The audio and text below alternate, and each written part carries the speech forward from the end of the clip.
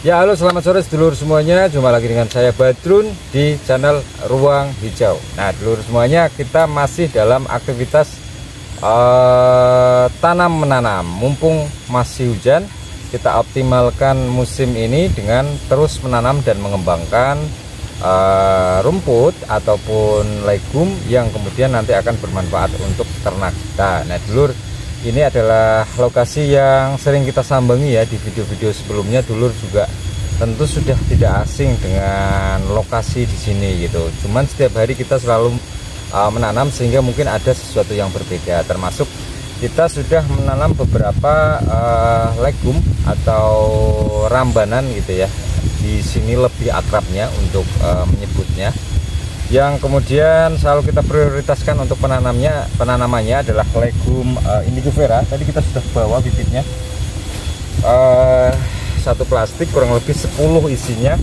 Nanti akan kita lanjutkan dalam penanaman indigo vera di sini. Kenapa indigo vera? Karena sejauh ini dilihat dari beberapa hijauan pakan ternak yang kemudian ditanam oleh peternak gitu ya. Indigo vera lah yang mempunyai kualifikasi protein bagus gitu ya, kemudian rendah tanin dan banyak keunggulan lain yang membuat kita tertarik untuk mengembangkannya. Baik itu kemudian kita manfaatkan untuk kambing, juga nanti ke depan akan kita peruntukkan untuk ikan dan juga unggas gitu. Karena indigo vera juga ternyata bisa ya untuk memberi makan unggas ataupun ikan. Nah, dulur, kemarin ada pertanyaan, indigo vera di tempat yang kering atau di lahan-lahan yang kurang subur itu bisa survive, bisa berkembang dengan cukup baik gitu ya. Terus ada teman-teman yang nanya, kira-kira kalau semisal ada di area yang kemudian kerap kali tergenang air, kira-kira bagaimana sih perkembangan indigo vera itu? Nah, kebetulan kita ada sampel lahan di mana lahan itu apalagi di musim penghujan seperti ini selalu terendam air akan selalu naik.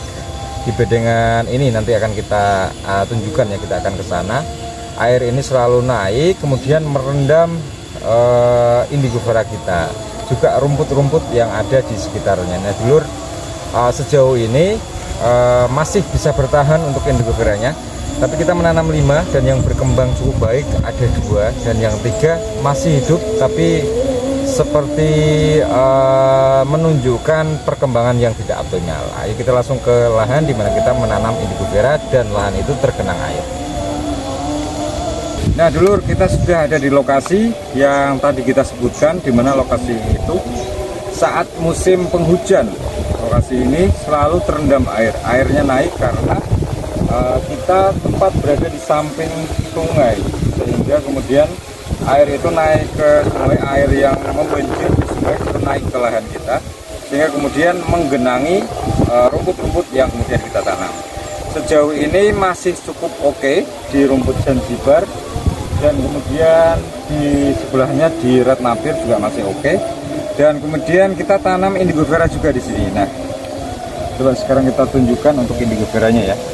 Kurang lebih ada 5 indigo vera yang kemudian kita tanam di sini. Yang ini perkembangannya masih cukup bagus, dulur bisa lihat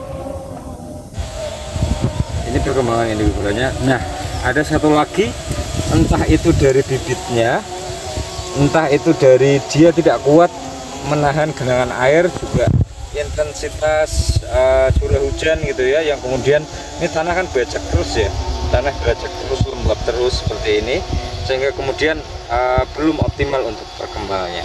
Di sebelah lagi ada nih, di belakang lagi. Nah, ini cukup optimal nih untuk perkembangannya, cukup optimal walaupun di lahan yang kemudian sering sekali terendam air. Apalagi kalau seperti ini, lahan ini kan sering banget nih airnya naik sampai ke sini membanjiri lahan kita ini, tapi dia masih cukup bertahan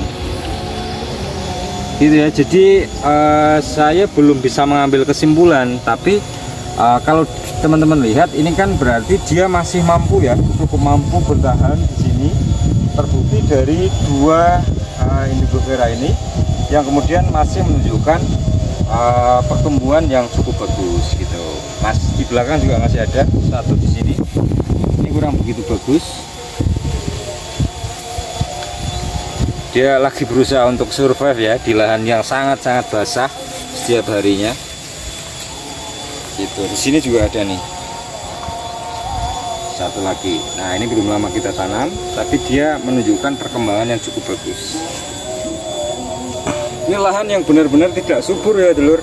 Lahan yang kita gunakan ini lahan yang tidak subur, karena lemahnya itu kalau orang sini nyebutnya lemah lempung gitu, atau tanah lempung.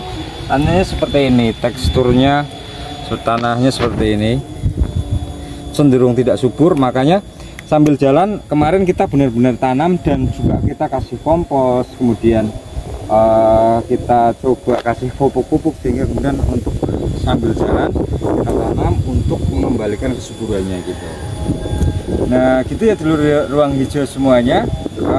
Terkait dengan pertanyaan dulur yang kemudian menanyakan apakah kemudian Indigofera mampu bertahan di lahan yang sering tergenang air. Indigofera ini cukup mampu bertahan ya dulur, dibuktikan dari beberapa tanaman Indigofera yang masih hidup dan berkembang ketika saya taruh di lahan yang sering sekali terendam oleh air. Adapun satu tadi memang tidak cukup berkembang, tapi kita tetap berusaha untuk melakukan perawatan ya, sehingga kemudian dia bisa menyusul yang lain untuk perkembangannya gitu. Jadi kalau semisal punya lahan yang cukup becek-becek atau dekat dengan air gitu ya dulur semuanya, nanti bisa cobalah taruh di situ 1 atau 2 atau 3 gitu ya, di lahan yang kira-kira sering tergenang air, dan yang lain juga ditaruh di lokasi atau ditanam di lokasi yang kira-kira benar-benar tidak tergenang air atau lokasi potensial gitu ya. Nah dulur sebenarnya nanti bisa membandingkan sendiri apakah kira-kira Indigofera ini mampu bertahan cukup baik, mampu memberikan manfaat atau tidak gitu. Kalau menurut saya sih masih cukup oke ya dulur ya. Walaupun perkembangannya kalau kita bandingkan di lahan yang normal gitu tentu akan jauh berbeda. Tapi untuk pakan ternak kita kan juga harus menyikapi semisalnya kita dihadapkan dengan kondisi lahan yang kemudian kita miliki gitu ya. Lahan, tidak semua lahan yang kemudian kita miliki adalah lahan yang benar-benar bagus, tapi kita harus menyikapinya. Termasuk saya yang berusaha mengoptimalkan lahan yang tidak terlalu subur dan kemudian tergenang air gitu. Nah upaya itu kita lanjutkan mulai dari pengurukan, kemudian pelan-pelan tapi ya sambil jalan kita uruk dan lain sebagainya, supaya dia lebih optimal lagi gitu ya dulur. Terkait dengan pertanyaan teman-teman semua yang ingin menanam di lahan yang cukup basah atau sering tergenang air, semoga bermanfaat apa yang saya sampaikan. Jangan lupa subscribe, jangan lupa share kalau dulur semuanya menganggap video kami ini atau informasi yang saya berikan ini bermanfaat. Jangan lupa kritik dan sarannya, komen, sehingga kemudian kami bisa mendapatkan informasi baru, atau kemudian kami bisa share informasi terkait dengan hijauan pakan ternak dan dunia peternakan dan pertanian. Oke, salam hangat dari Ruang Hijau. Wassalamualaikum warahmatullahi wabarakatuh.